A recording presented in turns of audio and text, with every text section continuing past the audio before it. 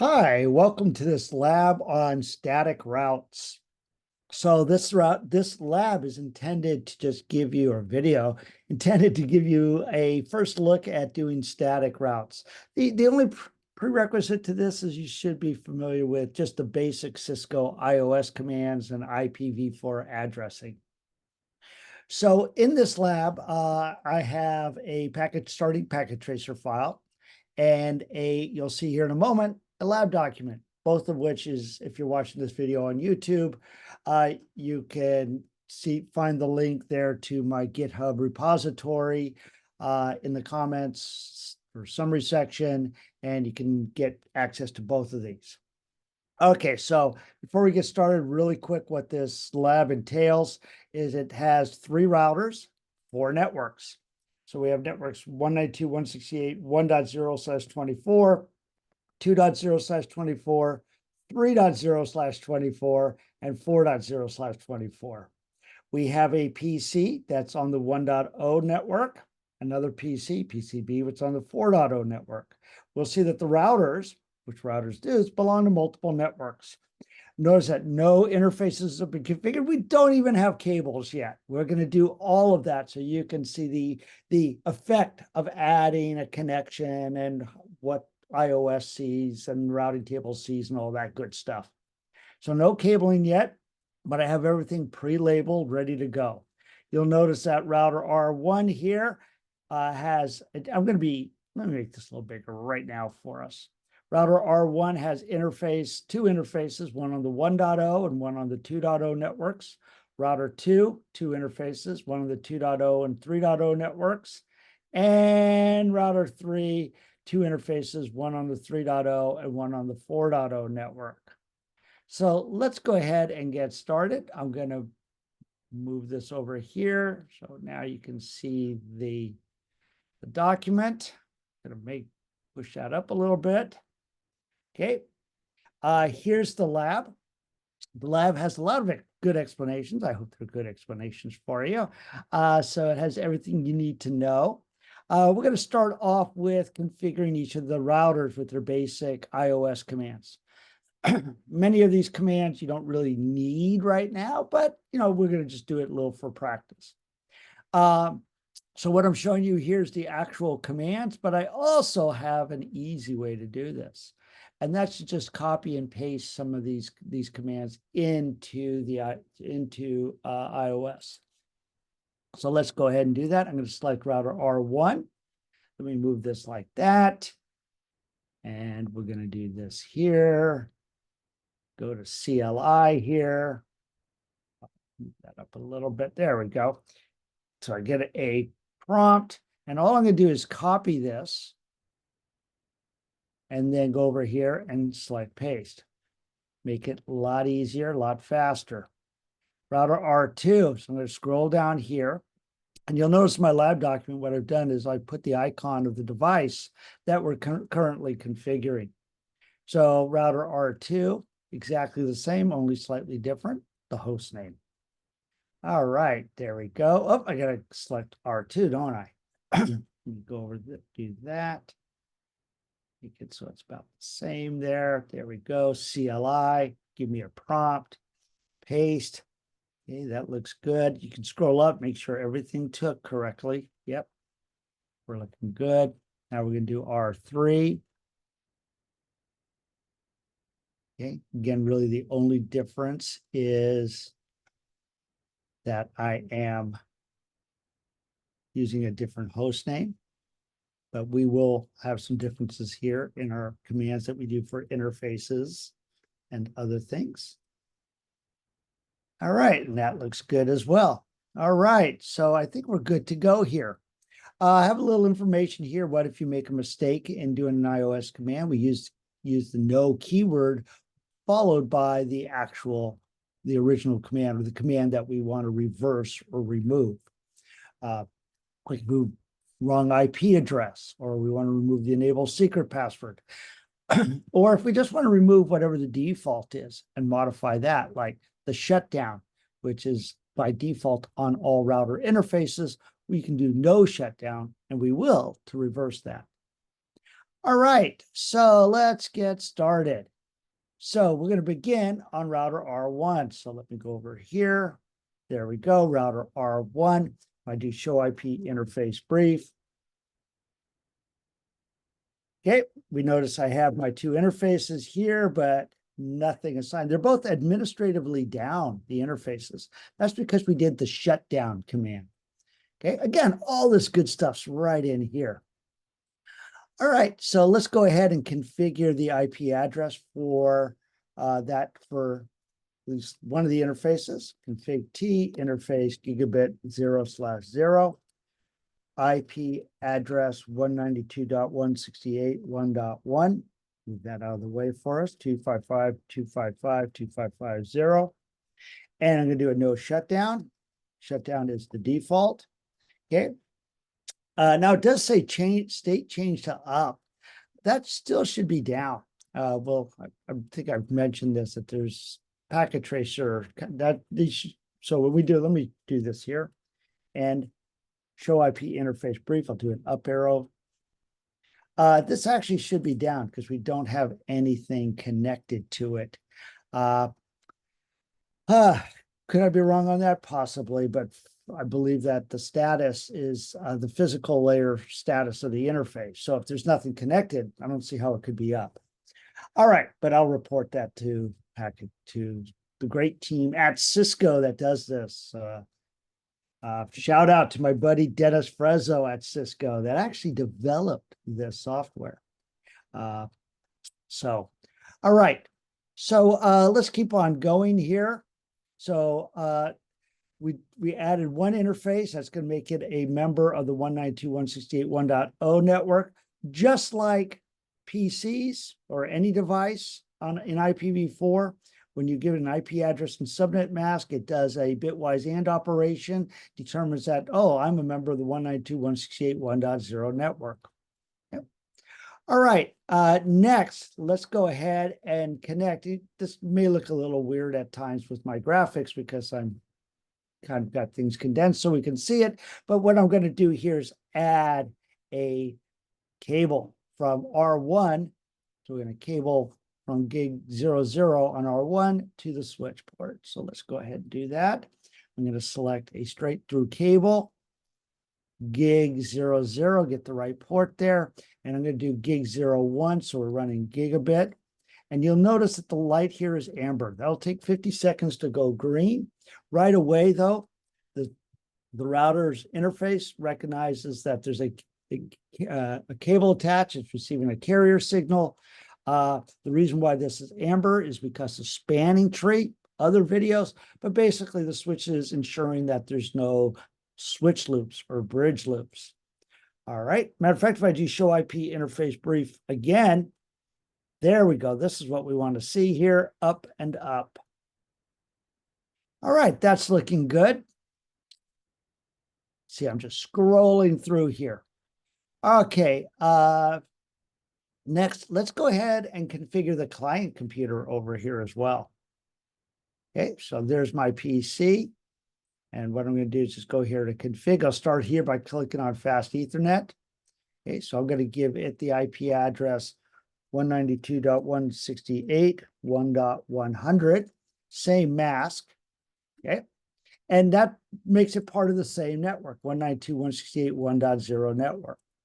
Now, what's important here is router R1, the gig 00 interface on this same segment, is going to be PCA's default gateway. So the IP address we configured on gig 00 for router R1, let's go here, and that's going to be the default gateway. Now, for most of our devices, our client devices, this is all done via DHCP dynamically. But I want us to do it statically, manually, because, well, first we're setting up the DHCP servers, another video, but it's also good for us to recognize the relationship between these addresses. All right, so let's go ahead and do the same thing with the cabling. So from Fast Ethernet, and I'm just going to put this on Fast Ethernet 01 port. Again, you'll notice that the The light here is amber. It takes about 50 seconds to go green. All right. So far, so good. I think we haven't verified anything yet, but I'm feeling pretty good about this, especially when this goes green, which it will in about 3, 2, 1 seconds. Oh man, I was hoping that I was going to be right on about that. All right. We'll come back and we'll see that as there it goes. All right, let's connect now. Now we're going to cable R1 and R2 together, make it an inter-router link here. Okay, so I'm going to use a crossover cable. Go for gig 01 here to gig 01 here. They do not have to be the same interface on both. It just happens to be gig 01 on both. Okay, so next let's go ahead and on R1, which is right here, let's configure this interface to be on the 192.168.2.0 network. Okay, so let's do that. Config T, interface gigabit 01, IP address 192.168.2.1, 255.255.255.0. No shutdown. I think I did that right. Oh, no, look at that. You caught it, right? Look at this. Rick was typing too fast. What I'm going to do the up arrow. Let me bring that back up. Now, could I just put in a new IPv4 address and we'll override it? Yes. And I always bite my lip on stuff because when I say things like that, because it kind of depends. But let's play it safe. Let's do a no here. Okay, there we go. You know what? I could do another up arrow and I could just kind of go over here and change that to a 9. Did I get the rest right? 192.168.2.1? I think so. All right, there we go. Okay. I actually did that on purpose to show you how to use the no keyword. No, I did not accident. All right. No shutdown. Because shutdown is the default. Okay. All right. It does have a cable attached, but it's still not getting a carrier signal. So I think that should still be down, but that's all right. Let's keep on moving along here. R2. So I show you a new icon here. Okay, because now we're going to go over to R2. Config T. Okay. Interface gigabit 01. IP address 192.168. 2.2, 255, 255, 255.0. Okay. And yes, you notice I only have AD.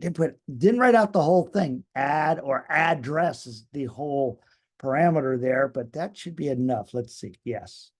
Okay. And we'll do no shutdown. Now, when I do this, we should notice that both these link lights should turn green and we should get up and up on both.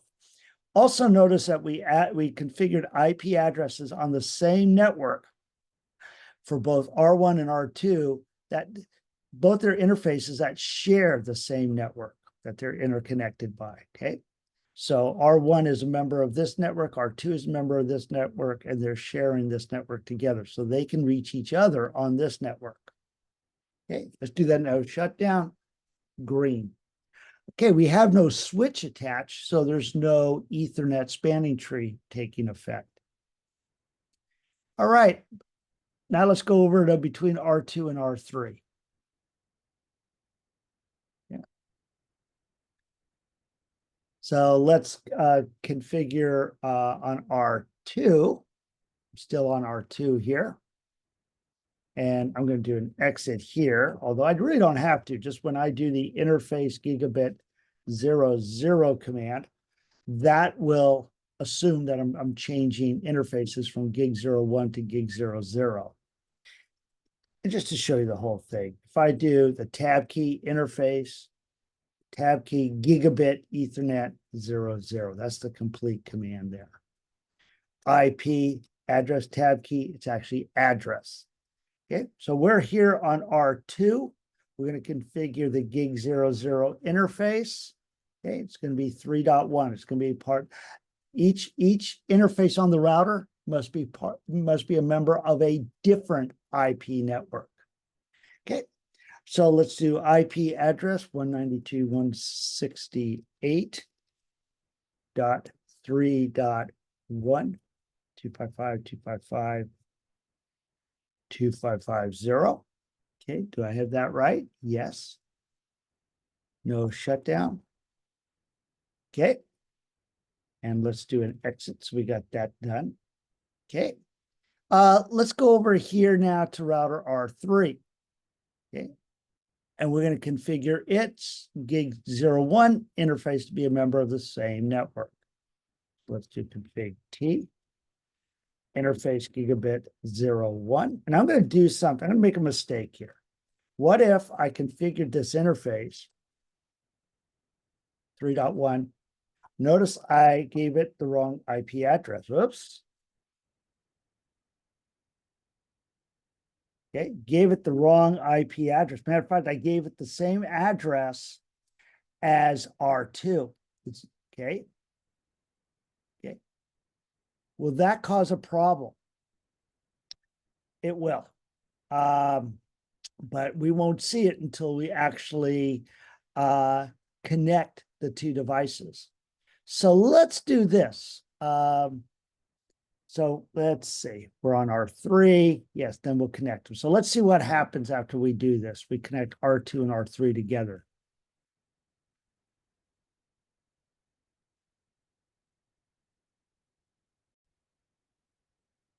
Okay, which scrolling up here, I should have done previously. So let me go ahead and do that.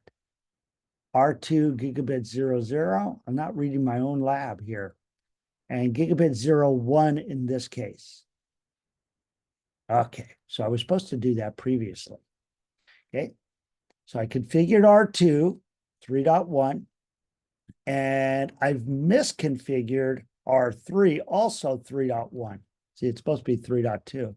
Let's see what happens. I'm going to hit enter here. I'm going to do no shutdown. Will there be a problem? It's telling me right away, duplicate IP address. Matter of fact, if I click on R2, I should see the same message. Yes. So how do we correct that? Let's go to R3. Gonna just do the up arrow. Now, could I just change that to a 2? Yes, but I'm going to do it this way. Say no first. And then let's change that to 3.2. Okay. There we go. All right. That's much better. Okay. So you can't have duplicate IP addresses. Okay. So let's see. Let's go to R3 now. Make sure I'm not skipping any more steps. We configure R3s right there. Okay. It's interface here. Let me move this over so we can see what we're doing here on the 4.0 network. Okay. Now, again, I don't have to do exit here, but I always like to do that. Interface gigabit 00. So I'm right here on R3. What IP address? 192.168. 4.1, 255. Oh, there we go. 255.255.0. Okay, that looks good. No shutdown. Say shit, no shut. Okay. All right, so that looks good. So you really have this should be down. I'm not, but I could be wrong on that. Okay. All right. So let's go ahead and connect it. Gig 00 to gig 01. Now, could I connect it to these fast Ethernet interfaces? Certainly. If I did, they would auto-negotiate. They would auto-negotiate a bandwidth that is the highest common bandwidth between the two, which would be actually fast Ethernet, 100 megabit. But since both can do gigabit, let's have them both negotiate the highest bandwidth that both can do, which is gigabit. Okay. All right. So we'll see spanning tree running there. Let's do the same thing here. Let's cable PCB, fast Ethernet, to FA01 on the switch. We're going to see that we're actually going to be giving it an IP address and subnet mask, puts it on the same network as the interface of gig 00 and router R3. And the default gateway will be, its default gateway address of PCB will be gig 00 interface on R1. That will be, it's way out of here. Okay, sometimes Rick likes to think of it as the local post office. So let's go ahead and do that.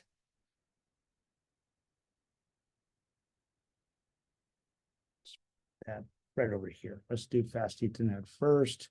The actual interface address, 192.168.4.100. Okay, that looks okay. It defaults to that mask. There's actually a reason why it defaults to that mask, but it actually defaults to the old classical masks. Okay, go over to settings. Here's our default gateway right there. So that's 192.168.4.1. Did I get that right? That looks good. All right, so we're doing pretty good. Okay, so let's check some statuses of all these routers here. Okay, so what we should see on all three routers is their both interfaces should be up and up, and we should see the correct IP address. So let's do that.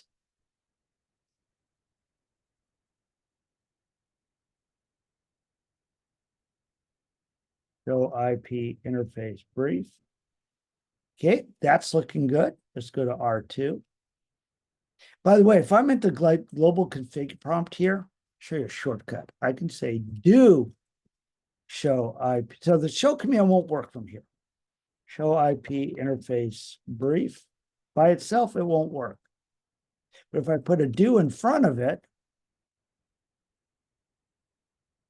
then it works. Okay, a little pro tip there for you. All right, so that looks good. Let's look at R3. Does it work from here? Let's try it.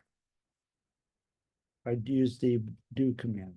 Yep, the do keyword there. Okay, that way you don't have to go all the way back to the root prompt.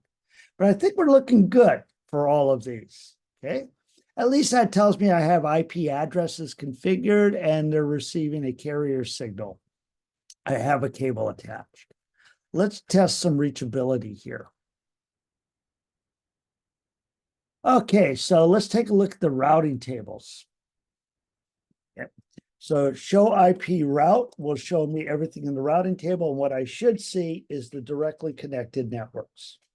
Which networks? It thinks when just like your computer, just like this PC here knows it's a member of this network. When we configure an IP address and subnet mask, and does the bitwise AND operation determine it's on this network here. Same thing with the router, except the router has interfaces on two networks. So it's a so it recognizes that it's a member of two networks on two different interfaces. Same bitwise AND operation. Let's see, there's something else I want to mention about that. Let's take a look at the other ones here.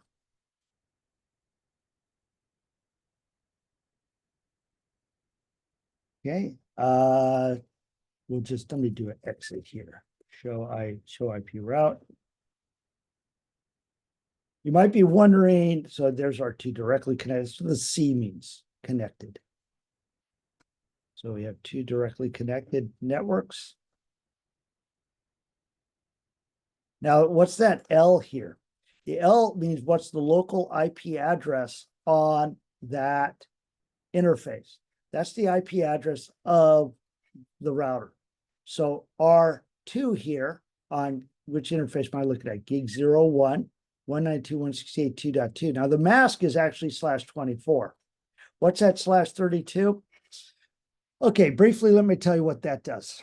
So anytime you configure an IP address on a router, it gives itself in the routing table a local address of a /32.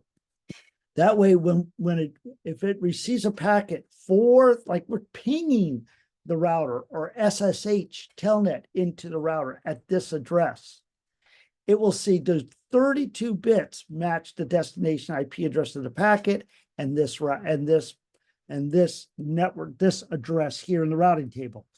And if somebody is pinging this address or SSHing into it, then yes, 32 bits match. And it recognizes that, hey, this is a packet for the router itself. Somebody is trying to ping me. Somebody's trying to remotely connect to me. This is not a packet I am going to route and send out another interface. Okay? So that's what it does. And it does it just for more efficient routing. All right. One last one. Router R3, exit, show IP route, and we see, whoops, show IP route, and we see the proper routes here as well. Okay, moving right along, let's test a little reachability here. Okay, so what I'm going to do first is PCA. Okay. So on PCA, I'm going to see, can I ping my default gateway? Okay, so let's try that. So what I'm going to do, PCA desktop command prompt. Okay, and I'm going to make this.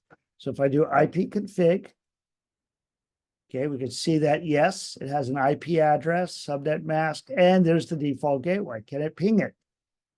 Ping 192.168.1.1. That's successful. Okay, so it can reach this IP address on the router.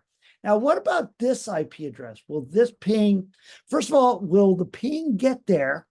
And will so that's an ICMP echo request, and will R1 send back a reply, ICMP echo reply? Let's think about it. PCA says anything that's outside my network, I'm going to encapsulate that. So if I do ping 192.168.2.1, that's an address that's not in my network. So I'm going to encapsulate that in an Ethernet frame and send that to router R1.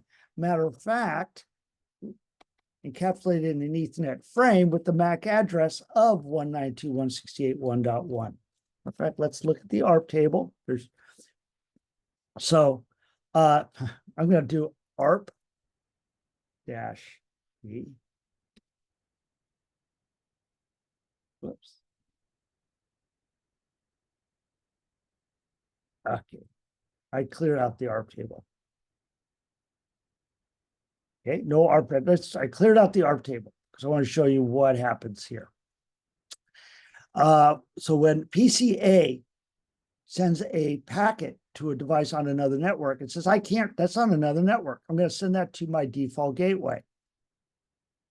I know that it's IP address, but I have to encapsulate that in an Ethernet frame with the MAC address of my default gateway. So we'll send out an ARP request, says, who has this address? Send me your MAC address. The ARP reply will come from router R1 on its gig 00 interface with its MAC address of that interface. PCA will have it, and then it will say, okay, I'll send you a packet, in this case for 192.168, sorry about that, 192.168.2.1. Okay, so it's going to get to router R1. Now, does router R1 know how to get to 192.168.2.1? Yes, it's one of its interfaces. So it says, yes, I'll send an echo reply, which actually will be from me, on this interface, says, yes, I know how to get there. Here's the ICMP echo reply. It's actually me also. So let's do this. Ping 192.168.2.1 right here. And again, the ARP table is empty right now. Pings are successful.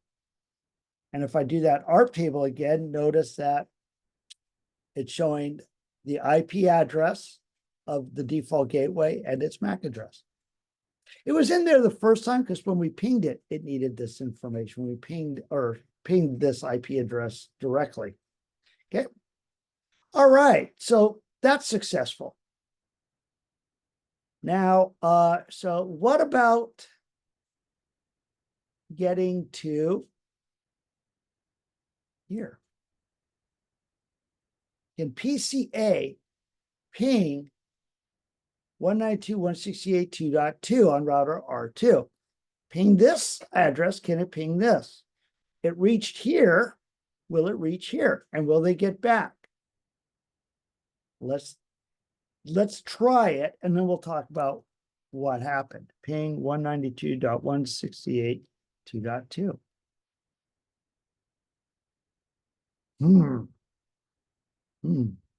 Sometimes it's a request timeout because of ARP, but this isn't looking good, is it? Actually, it is looking good because this is what we should expect to happen. Okay. So we know, so when you learn, that's the beauty of this stuff. So we know not just that it's going to fail, but let's take a look at why it failed, where it failed. Okay. PCA says, I have a packet to send to this address. It actually says, yes, I can. What I'm going to do is, this is not on my network. I'm going to encapsulate that in an Ethernet frame with the MAC address of my default gateway and send it to router R1. Now, does R1 know how to get to this? Does it know how to get to 192.168.2.2? Sure, they share the same network. Matter of fact, if I click on R1, I bet you I can ping 192.168.2.2. Yes, those are successful pings. And by the way, it had to do an ARP as well. There's the ARP entry for it sending a packet in an Ethernet frame to the MAC address of 2.2. All right, so this is really neat because we know PCA was able to send it to R1. R1 was able to send it to R2. So just because a ping fails doesn't mean that the packet didn't get there, but maybe something happened on the way back. Okay, so if we look at R2, let's look at its routing table. R2, in its routing table, it knows about two networks, 192.168.2.0 and 192.168.3.0 over here. It received a packet from, a packet from 192.168.1.100, a device on the 192.168.1.0 network. R2 does not know what to do with that. It says, I don't know where I've got to send an ICMP echo reply back. I don't know where you are. I don't have that network anywhere in my routing table because we haven't done that yet. Okay. So very cool. We're going to do static routes to make sure that happens. So, or you can also use dynamic routing protocols, but in this lab, we're going to do a static route. Love this stuff. Okay.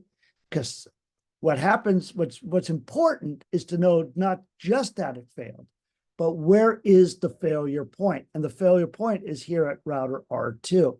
And we know we need to fix that by giving R2 some kind of routing table information, some information in this routing table, like a static route that says, hey, 192.168.1.0, anything for that network, I'm going to send those to router R1 at 192.168.2.1. Okay, so we'll do that here shortly. Okay. All right, my lab talks about all this good stuff here. Okay. All right, I also talk about the pinging between routers as well. Okay, so I'll let you go ahead and look at all that, but you know, just what R2 can reach and what they can't reach. So actually, let me extend this a little bit. So R2 can reach anything on these two networks, but R2 cannot reach this network. And R2 doesn't know anything about this remote network. Just like R1 knows about these two networks, but doesn't know about the 3.0 and 4.0 networks. And router R3 knows about these two networks, it's directly connected networks, but doesn't know how to get packets to 2.0 and 1.0. So that's what we need to do, doing static routes. And that just happens to be the next part of this lab. All right, so let's go ahead and continue this.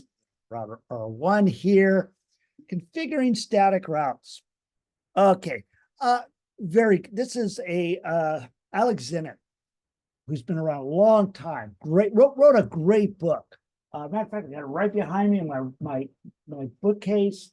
Read it many years ago, called Cisco IP Routing: The Inner Workings of Routing and Cisco Routers and Routing Protocols. Great book. But he talks about 3 principles.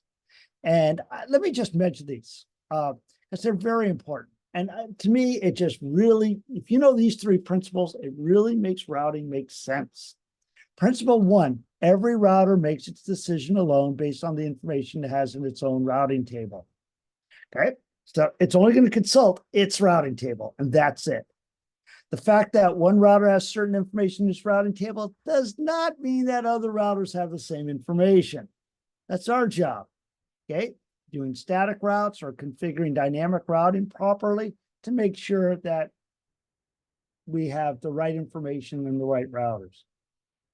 Principle 3, routing information about a path from one network to another does not provide routing information about the reverse or return path. There's no breadcrumbs. Packets don't leave breadcrumbs.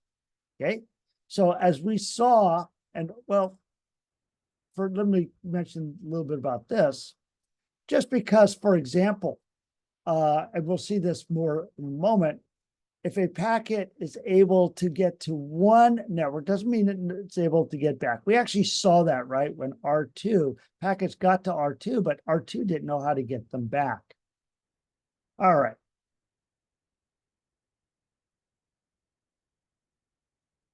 There we go. So first thing we're going to do is configure 2 static routes on router R1. I guess I need to probably make this a little, do that like this here. So router R1, we're going to make sure it has routes to this remote network 3.0 and this remote network 4.0. Okay, so let's do that.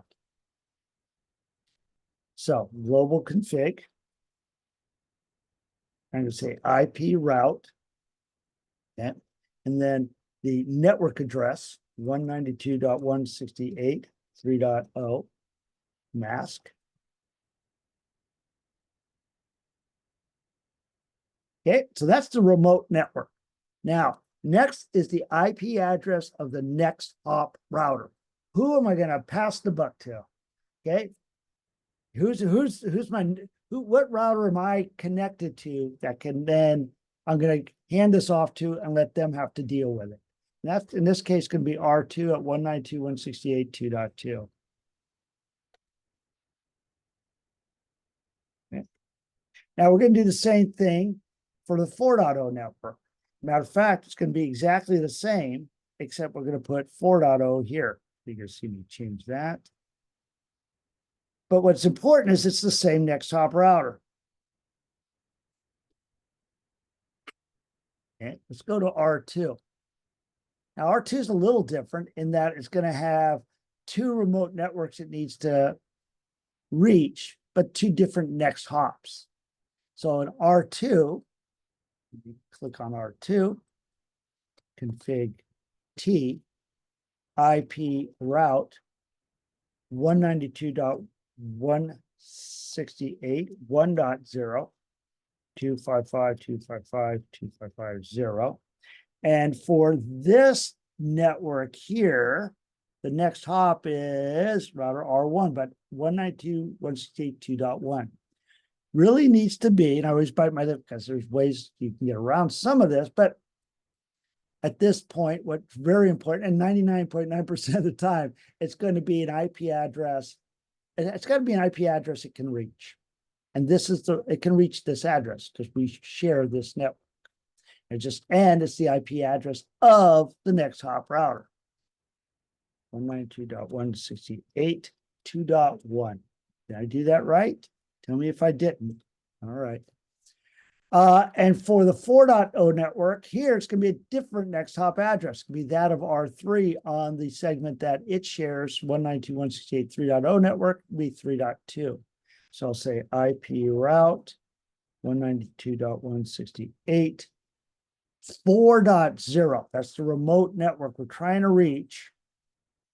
255.255.255.0, and the address of the next hop router, which is, what is it? 3.2. We're R2, 3.2. Yep, got it. All right, let's do that. All right. So here we haven't done anything on R3, but let's do this. Okay, we haven't configured static routes on R3, but this is kind of a really neat exercise. Let's do this. I'm over here at PCA. I'm going to try pinging PCB way over there, okay? Well, let's see about what happens. Ping 192.168.4.100. Okay, it's not working. We've got static routes on R1 and R2 that both say how to get to that network. Okay, so if I look at R1, if I exit here, show IP route, its routing table says, yes, I know how to get to this network. I know how to get here. I send them to router R2. Okay, well, let's look at R2. Does R2 know how to get there? Show IP route. So what I'm showing you here is a static route. S is static. Static route. Says anything 192.168.4.0. This is R2. Says, yeah, I send them to router R3. So the packets are getting there, I think. Okay. Matter of fact, we can verify that. And did I do that in the lab? I didn't. But we could do a trace route and see where they're actually not getting there. Let's do that. Trace RT 192.168.4.100. And we can see that they're getting to router R1, they're getting to router R2. Now, could they be getting to R3? Yes, they actually are getting there, but R3 doesn't even know how to send the ICMP time exceeded message back because it doesn't know how to get back here. So we know it's at least getting here, but actually it's getting all the way to R3. All right, let me get out of that. Okay, so where are we here?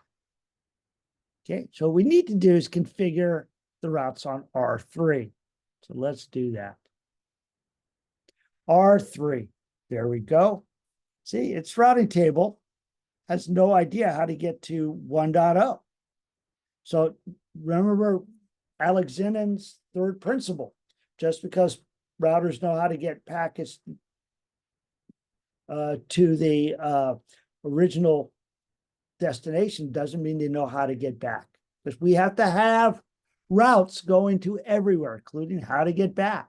R3 doesn't know what to do with the ping that the ICMP echo reply coming back or anything it gets from PCB to send back. Okay.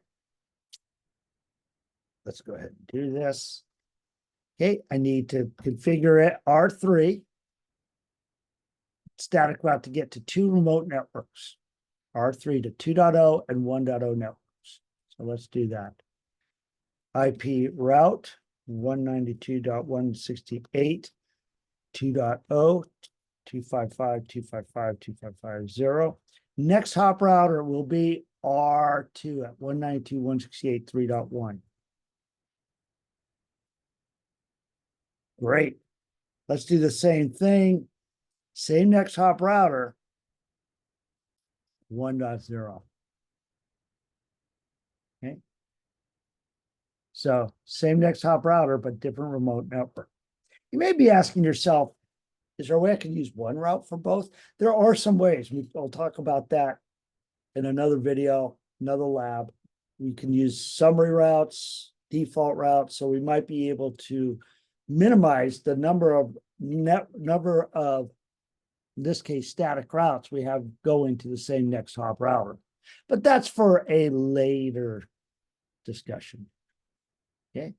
All right. We already saw the routing table on R1, R2. Let's take a look at it on R3 now. Show IP route. Here's our two static routes. Okay. Now, what is the rest of this stuff? S means static.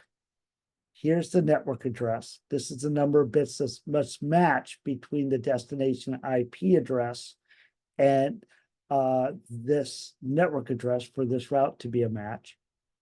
One is the administrative distance. Directly connected networks are the only ones that will have an administrative distance of 0. Static routes by default have an administrative distance of 1. Talk about this in my classes, but it just means that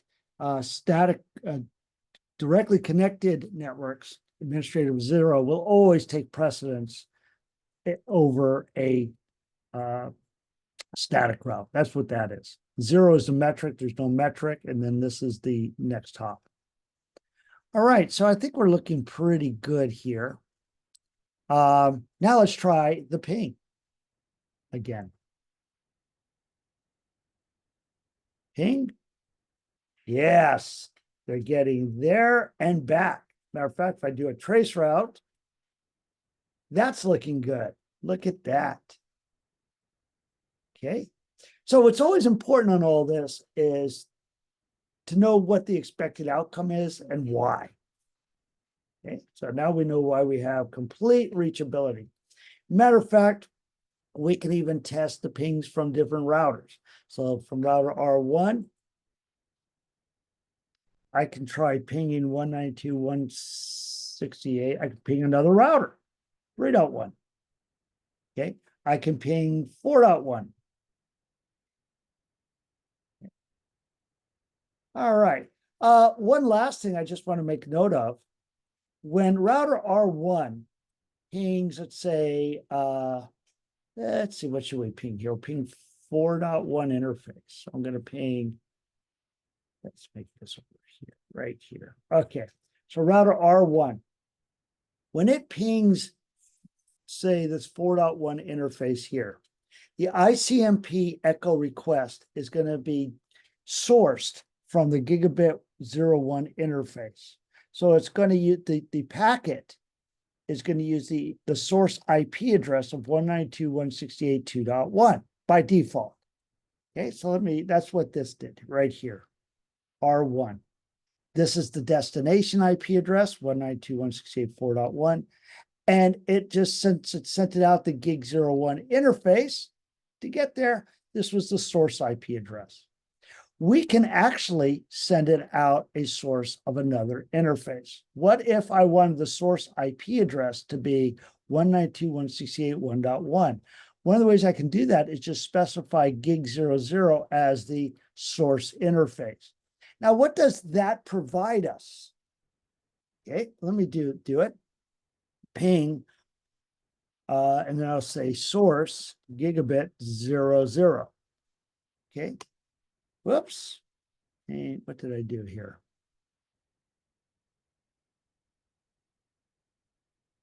Let me take a look at that again here. Ping.